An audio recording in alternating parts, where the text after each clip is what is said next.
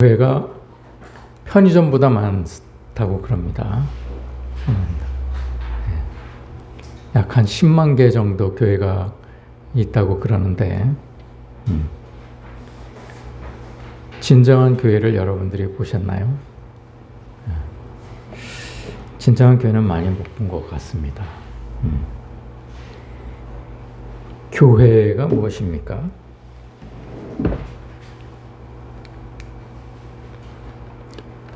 교회는요, 이게 가르칠 교자입니다. 이게 모일 회자입니다. 그렇죠? 그러면 이게 무슨 뜻입니까? 가르침이 있는 모임이라는 얘기입니다. 그래서 교회는 배우는 곳이에요. 그러니까 가르치는 사람이 있고 배우는 사람이 있는 곳, 이것이 바로 교회입니다. 특히 종교의 가르침이 있는 곳, 이것이 바로 교회를 뜻합니다. 그런 의미에서 보면 절도 교회입니다. 그런데 오늘날은 기독교인들이 모이는 곳을 교회라고 그렇게 인식하게 되었죠. 사람들이. 우리 교회가 이 단어를 완전히 독식했기 때문에 그렇습니다. 그래서 교회 그러면 요즘 사람들은 다 기독교인들이 다니는 곳, 기독교인들 이렇게 얘기를 하는 것이죠. 고유명사화 되었습니다. 그래서 교회는 두 가지의 조건이 충족되어야 됩니다. 가르치는 자, 배우는 자. 이 두 조건이 충족하지 않으면 그것은 교회가 아니라 그냥 모임입니다. 그런 모임은 많이 있죠. 세상 사람들도 그렇게 모입니다. 그렇게 처음부터 교회는 건물이 아니었습니다. 고린도전서 1장 2절에서도 교회는 건물이 아니라 사람이라고 분명히 말씀을 하지요. 이건 우리들이 너무나 익히 잘 알고 있는 내용입니다. 건물은 무엇입니까? 이게 건물이 되려면 뒤에 당자가 붙어야 됩니다. 집당자입니다. 그래서 이게 건물을 얘기하려면 교회당, 예배당 이렇게 얘기를 해야 되는 것이죠. 옛날에는 다 이렇게 얘기를 했습니다. 예배당에 간다 이렇게 얘기를 했죠. 교회에 간다 이렇게 얘기하지는 않았습니다. 교회당에 간다 이렇게 얘기를 하죠. 이 당자를 쓰는 말이 성경에 많이 나옵니다. 그렇죠? 어떤 말이 또 나옵니까? 신당이 나옵니다. 신당. 이스라엘 왕들이 이 신당을 회파하지 못한 왕들이 많이 있어서 하나님의 노여움을 많이 샀죠. 이 신당이라는 것은 귀신도 귀신이지만 다른 신, 하나님의 아닌 다른 신을 모신 집이라는 뜻입니다. 우리 조상들도 이런 당자를 많이 썼습니다. 어떤 당을 많이 썼죠? 사당을 많이 썼습니다. 그렇죠? 이 사당이 뭐 하는 데입니까?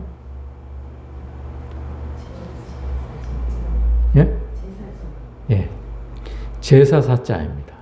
제사를 지내는 곳.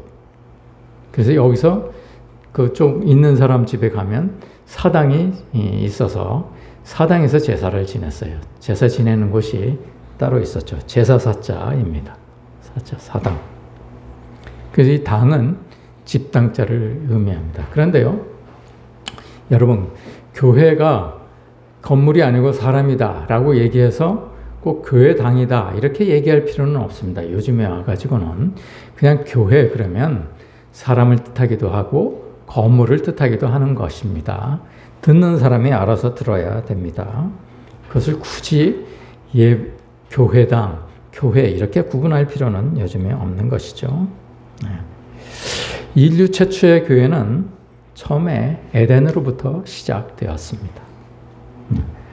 아담부터 시작해서 노아의 홍수로 하나님께서 이 세상을 멸하시고 아브라함에 이르기까지 약 2000년 동안을 하나님께서는 교회를 만드셨어요.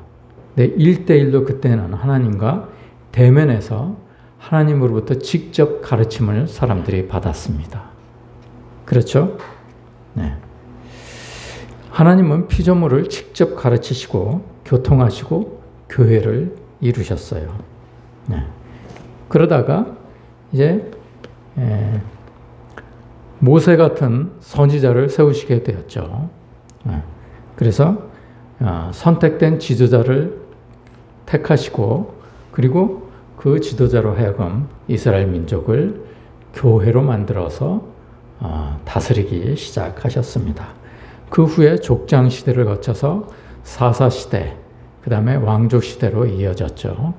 네. 사사 시대는 무려 한 300년 정도를 지탱을 했습니다. 그래서 하나님의 역사는 곧 교회의 역사이기도 합니다. 아담 이후에 하나님은 끊임없이 인간들의 반역에도 불구하고 인류를 품으려고, 교회를 통해서 인류를 품으려고 애를 쓰셨습니다. 그런데 광야에서 보시는 바와 같이 인간들의 내면에 그 추악하고 더러운 그러한 불결한 모습 때문에 마침내 하나님께서는 말라기 이후에 400년간을 침묵하시게 되었습니다.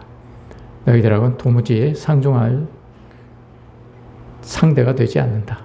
그래가지고 400년 동안을 침묵하셨다가 갑자기 예수 그리스도를 이 땅에 보내셔서 하나님께서 다시 우리를 부르시기 시작하신 것입니다.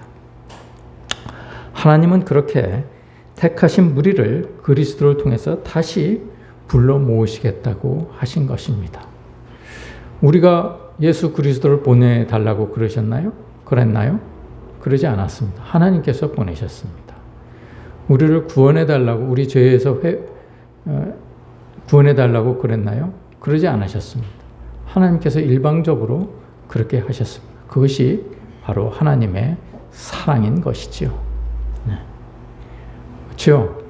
아버지가 폐역한 아들을 내쫓습니다. 그렇죠? 집에서 내쫓습니다. 너 호적에서 판다. 그리고 내쫓습니다. 그러나 이내 얼마 가지 않아서 아버지는 그 아들을 보고 싶어 합니다. 불쌍히 여기기도 하고 보고 싶어 하기도 하죠.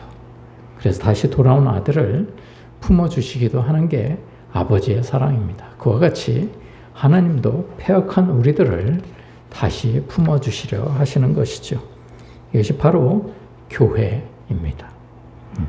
그래서 교회는 부르심을 받은 자와 택하심을 얻은 자, 이 두 부류가 공존하게 되었습니다. 교회의 어원은 에클레시아, 여러분 잘 아시죠?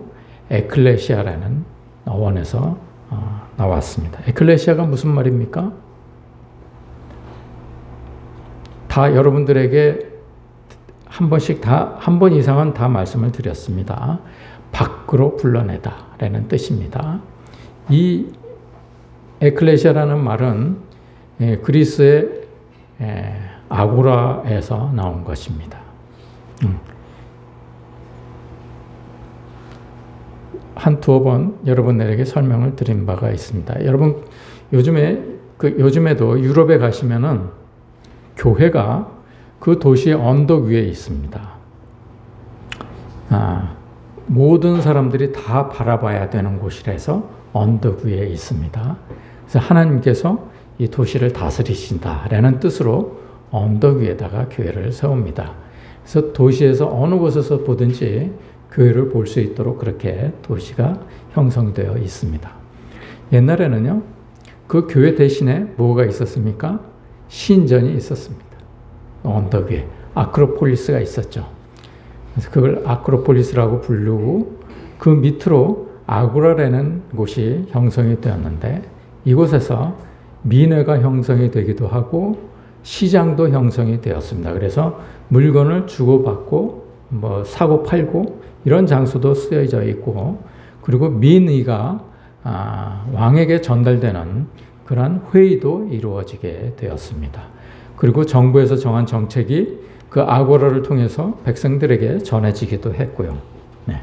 그런 뜻에서 그곳이 에클레시아라고 불러지게 된 것입니다. 그 민회, 집에 있는 사람을 불러내서 전한다. 그래서 그게 에클레시아가 된 것이죠. 집에 있는 사람을 불러내서 하나님의 뜻을 전한다. 이래서 에클레시아가 된 것입니다. 나중에 그것이 처치가 된 것이죠. 처치의 어원은 에클레시아입니다. 이렇게 예수님을 믿는다는 것은 예수님처럼 세상의 모습과는 반대로 거룩을 추구하는 것을 의미합니다. 그래서 교회는 세상에서 거룩한 곳으로 부름을 받은 사람들의 모임을 뜻하기도 합니다. 거룩이란 무엇입니까? 구별됨을 뜻한다고 그랬습니다. 무엇과 구별됩니까? 세상과 구별된다는 것을 뜻합니다. 그럼 부름받은 자와 택함을 받은 자의 차이가 무엇입니까? 여러분, 사사기 6장에 보면요, 하나님께서 미디안 백성을 치기 위해서, 이스라엘 백성을 하도 괴롭히는 미디안을 치기 위해서 하나님께서 기드온을 부르십니다. 그렇죠? 그 장면을 여러분 너무나 잘 아시죠? 자, 기드온이 슬슬 피하다가, 우리는 다 그렇게 하나님의 부르심을 받으면은 처음에는 슬슬 피합니다. 다 귀찮고 힘든 일을 하기 싫어서 그렇습니다. 다 자기를 사랑하기 때문에 그렇습니다. 교회에서도요, 무슨 일 시키면 처음에는 다 하기 싫어합니다. 구역장도 하기 싫어해요. 대부분 다 그렇습니다. 그래서 귀찮고 할 일도 많은데 그런 일에 신경 쓰기가 싫은 것이죠. 이 기도원도 마찬가지로 슬슬 피합니다. 가진 핑계를 대고, 만약에 하나님께서 부르신 것이 맞다면 이 양털만 적게 하고 다른 곳은 마르게 해주십시오. 다른 곳은 적게 하고 이 양털만 마르게 해주십시오. 가전수를 다 써서 피하려고 가전수를 다 쓰지만 하나님을 피할 수가 있겠습니까? 결국은 기드온이 사람을 모으죠.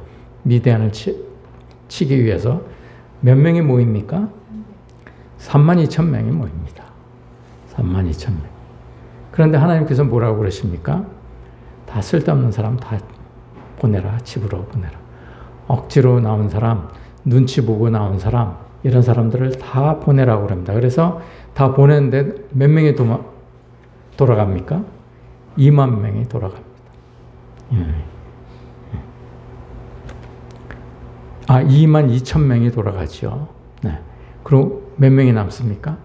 10,000명이 남습니다. 이 10,000명이 부르심을 받은 자입니다. 그런데 하나님은 이 중에서도 고릅니다.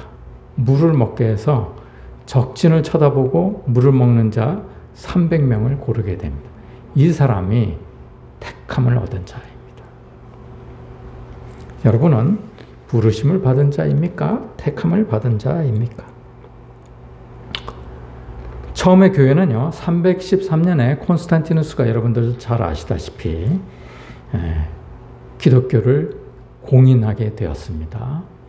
기독교 국가가 된 게 아니고요, 그냥 기독교를 믿어도 돼. 그때는 국가가 사람들의 종교를 정했습니다. 이러한 종교는 믿어도 돼. 이러한 종교는 믿으면 안 돼. 이렇게 정했습니다. 그래서 콘스탄티누스가 기독교인이라서 기독교를 공인한 게 아니고 자기의 정치적인 욕심 때문에 기독교 사람들을 끌어들이기 위해서 기독교를 공인하게 된 것이죠. 그때 당시만 하더라도 콘스탄티누스 종교는 무엇입니까? 제가 말씀드렸습니다. 태양신을 섬기는 사람이었습니다. 근데 이 사람이 기독교를 공인하고 난 다음에 신부를 꼭 데리고 다녔습니다. 자기는 태양신을 섬기고 있지만 죽을 때 혹시 구원을 못 받을까 봐 죽을 때 바로 자기에게 안수를 해달라고 신부를 꼭 데리고 다녔습니다. 그 정도로 태양신을 놓지 않았던 사람입니다. 죽을 때까지.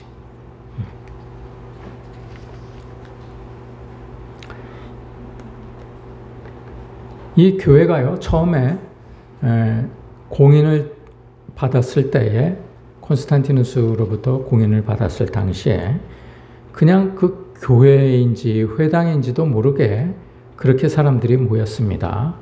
유대인들로 모임이 시작이 되었기 때문에, 그래서 이게 유대교 회당인지 기독교인 회당인지 잘 구분이 잘 안 됐었습니다. 그래서 그 안디옥 교회에 있던 이그나티우스가 이것을 카톨릭이라고 이름을 짓게 됩니다.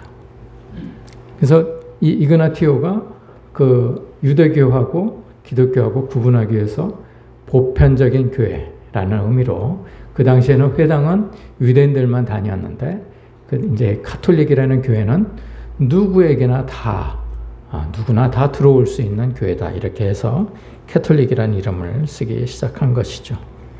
그래서요, 교회는요, 거룩을 경험한 사람들과 거룩함을 위해서 가는 사람, 두 부류가 있게 된 것입니다. 우리는요, 세상으로부터 거룩한 곳으로 부름을 받은 사람들입니까? 우리 교회는 에클레시아가 맞습니까? 일반적으로요, 우리는요, 교회와 세상을 구분합니다. 그죠? 우리 교회가 과연 세상과 구분된 교회인지 한번 살펴볼 필요도 있는 것이죠. 여러분, 세상은 어떤 곳입니까? 우리에게 세상은 하나님께 예배하지 않거나 예수 그리스도를 믿지 않는 사람들이 모인 곳 혹은 그러한 사람들을 세상이라고 얘기를 합니다. 그렇죠? 집에서 유튜브로 설교 영상만 듣는 사람, 그런 사람은 예배를 드리지 않는 사람들이기 때문에 그리스도인이라고 볼 수 없습니다. 정형적인, 형식적이긴 하지만 어떤 정형적인 형식을 갖추어서 주님께 예배드리는 과정이 있어야 되는 것이죠. 설교만이 예배는 아닌 것입니다. 교인들에게 있어서 교회는 예수 그리스도를 믿고 섬기고 그리고 선하고 의롭고 구원받은 사람들이 모인 곳이다. 이렇게 여겨집니다. 그러나 세상은 육신의 정욕, 암흑의 정욕, 이생을 추구하면서 쾌락을 추구하는 그러한 사람들이 모인 곳을 세상이라고 생각을 하지요. 세상은 그래서 오직 자신만을 위해서 목표를 세우고 그것을 성취하기 위해서 최선의 삶을 사는 곳이기도 합니다. 그러나 만일 우리가 교회를 다니고 있음에도 불구하고 육신의 정욕, 안목의 정욕, 이생의 자랑에 취해서 쾌락을 추구하고 그런다면 과연 우리는 세상과 다를 바가 무엇이겠습니까? 그런 교회를 세상 교회라고 그럽니다. 우리 교회는 세상 교회입니까? 아니면 거룩한 교회입니까? 좀 더 깊이 세상에 대해서 좀 알아보도록 하겠습니다. 우리 교인들은 이미 이런 단계는 이미 벗어난 사람들입니다. 그죠? 네. 그래서 조금 어렵지만 조금 더 들어가 보도록 하겠습니다. 세상은요, 타락한 사람들이 아담으로부터, 죄 공장인 아담으로부터 태어나서 그 유전을 받아서 우리가 죄된 상태로 태어납니다. 그렇죠? 네. 이걸 뭐라고 그럽니까? 육신의 생명이라고 그러죠. 네. 근데 이 육신의 생명의 특징은 선악과를 먹고요. 선악과를 먹었기 때문에 선과 악을 구별하게 되었습니다. 그래서 악은 가급적이면 피하고 선을 추구하게 되었습니다. 그래서 육신의 생명의 특징은 선을 추구하려고 애를 씁니다. 악을 배제하고 선에 속하려고 합니다. 그런데요, 사람은요, 선을 행할 능력이 없습니다. 이미 잃어버렸습니다. 선을 행할 능력이 없습니다. 선을 추구한다 하더라도 아무리 자기가 추구해도 자기가 만족하는 선에서 그냥 끝나고 맙니다. 이 선이라는 것은요, 착하게 사는 것만을 의미하지는 않습니다. 그렇죠? 네. 따라서 세상이란 하나님으로부터 분리된 사람들이 자신이 알고 있는 선과 악에 대한 지식으로 선을 추구하는 사람들을 얘기합니다. 그리고 아울러서 또 성공적인 삶을 살려고 또 그렇게 합니다. 그래서요, 세상은 노력을 필요로 하기도 하고, 그리고 성공에 대한 집착도 갖게 됩니다. 또 실패에 대한 두려움도 있어서 미움과 증오와 분노와 분쟁, 살인과 전쟁이 일어나는 이유가 다 바로 여기에 있는 것이죠. 그래서 세상은 항상 아픔과 고통이 따르게 되어 있습니다.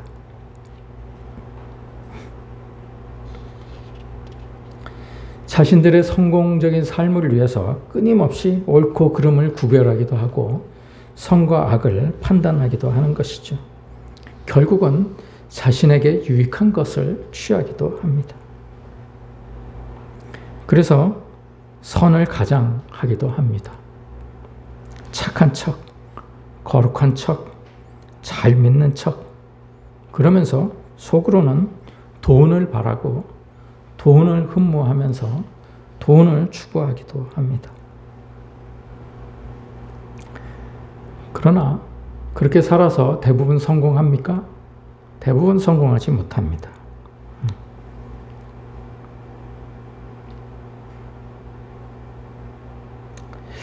만일 이러한 일이 교회에서 일어난다면 이거를 교회라고 우리는 부를 수가 없는 것이죠. 네. 세상의 대부분의 교회는 다 겉으로는 거룩한 척하면서 속으로는 완전히 썩어서 부패해서 냄새가 풀풀 나는 그러한 모임으로 타락해져 있습니다. 하나님은요, 이거를 굉장히 불쾌하게 여기시는 겁니다. 불편하게 여기시는 거예요. 너무 냄새가 나는 것이죠.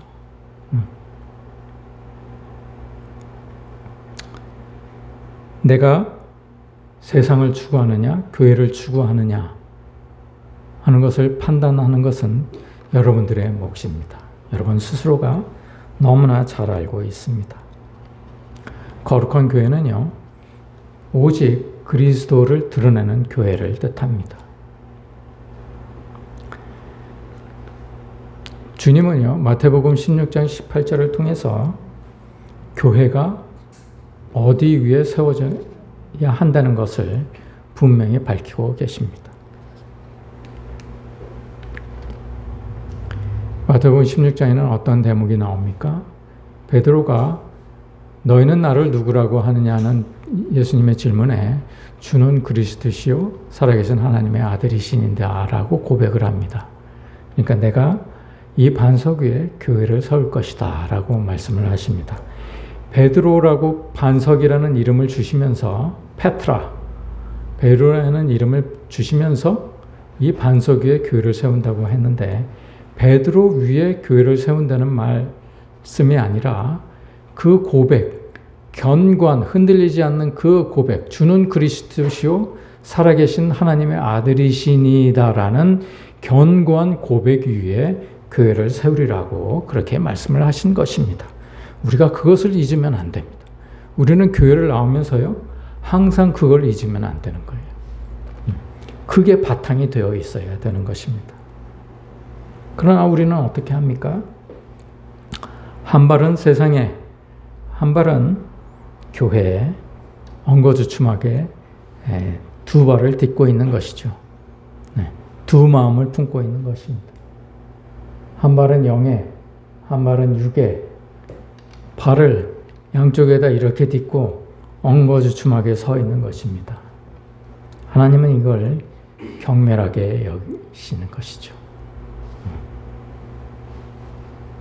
이것이 바로 라오디게아 교회에 말씀하신 차지도 아니하고 뜨겁지도 아니하다는 말씀입니다.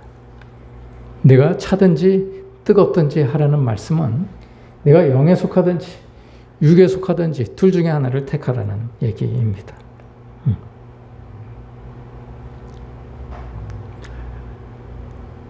초대교회 이후로 참교회는 세 가지 조건을 얘기를 합니다.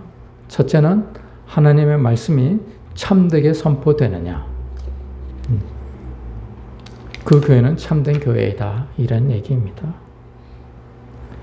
세상의 욕심, 세상의 정욕을 채우는 교회냐, 아니면 그리스도의 말씀을 참되게 전하는 곳이냐, 거에 따라서 참 교회냐 거짓 교회냐로 갈라진다는 것이죠.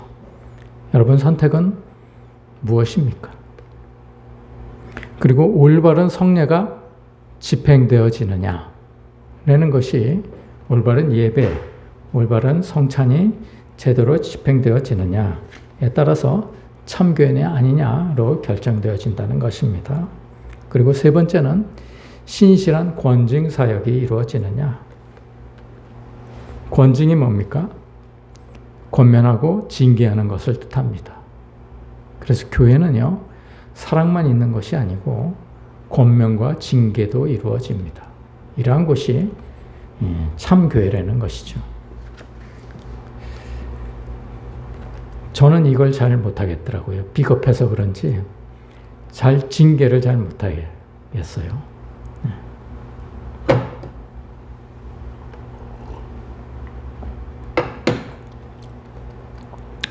제가 어릴 적에 다니던 상도동에 있는 교회가 있었습니다. 감리교회인데요. 그 교회에서 이런 일이 있었어요. 그 교회가 원래 처음에는 대방동에 있었습니다. 그런데 상도동으로 이사를 와가지고 대방동에 있는 교회를 이제 팔고 이사를 오게 되었는데, 대방동에 있을 때 그 교회가, 저는 그 대방동에 있는 교회를 다니지 않았습니다. 나중에 상도동에 있는 교회만 다녔는데, 아마 그 진입로 때문이었는지 땅을 조금 이렇게 산 적이 있었나 봐요. 한 몇십 평 된 모양입니다. 그런데 그걸 뭐 길이니까 그냥 뭐 모르고 그냥 왔죠, 교회가. 그리고 신경도 안 쓰고 있었습니다. 근데 그 길을 소유권을 사찰집사 이름으로 했어요. 교회 땅이지만 이제 사찰집사 이름으로 이제 그 땅을 사게 된 것이죠. 그런데 그 대방동에 있는 그 땅을 어떤 사람이 아마 땅을 사면서 건물을 짓게 되었는데, 그 교회 이름으로, 그 사찰집사 이름으로 되어 있는 교회 땅도 같이 사게 되었나 봐요. 예. 그래서 나중에 연락이 온 겁니다. 이 사찰집사에게. 그래서 그 땅을 팔게 되었습니다. 그런데요, 그게 명의가 이전이 되려면 인감도 떼야 되고, 계약서도 작성해야 되고, 도장도 찍어야 되고, 명의도 변경해야 되고, 이런 오랜 과정, 여러 과정을 절차를 밟게 되어 있지 않습니까? 그 과정 동안에 이 사찰집사가 교회에 아무 얘기도 하지 않은 겁니다. 돈을 받고 다 썼습니다. 결국 비밀은 없는 것이지요. 결국 드러나서 그 사찰집사는 그 교회에서 쫓겨나게 되었습니다. 교회 재산을 이렇게 착복하고 죄를 지으면 교회는 권징을 해야 됩니다. 죽지 않은 게 천만다행이죠. 옛날 초대교회 같았으면 벌써 죽었습니다. 아나니아와 삽비라를 보십시오. 그 자리에서 죽임을 당하지 않습니까? 여러분, 그런 마음이 나한테도 있다고 그걸 권징하지 않으면 안 됩니다.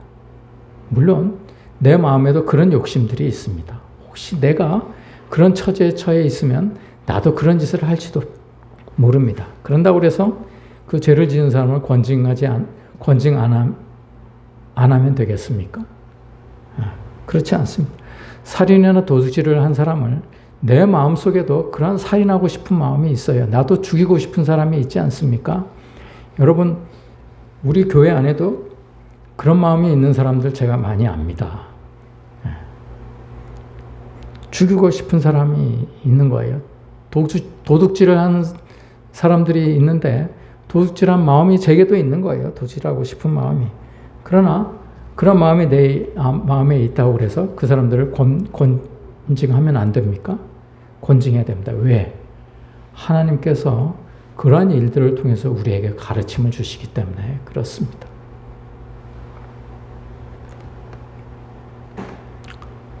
물론 저도 하나님의 돈을 착복한 경우가 있습니다. 제가요, 그 전에 그 기독실업인회라는 그 모임을 열심히 다닌 적이 있습니다. 실업인들 가운데 기독교인들이 모이는 모임인데요. 돈이 있는 사람들의 모임이다 보니까 돈이 좀 많이 들어갔습니다. 그래서 제가 이거 같이 하나님을 섬기는 모임이니까 헌금을 좀 이렇게 띄어서 거기다가 좀 내면 어때? 이렇게 생각을 한 거예요. 그래서 그 모임에다가 헌금을 조금 띄어서 했습니다. 그런데 하나님께서 어느 날 그러시더라고요. 저한테, 그거 네 돈으로 해라.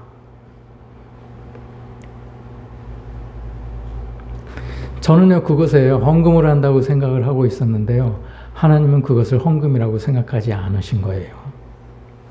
그냥 일반 기부금으로 처리를 하신 것입니다. 우리가 헌금이라고 할 때는요, 두 가지 조건이 충족이 되어야 됩니다. 그것에, 헌금은요, 예배를 통해서 이루어지는 일인데, 그것에 예배가 있느냐?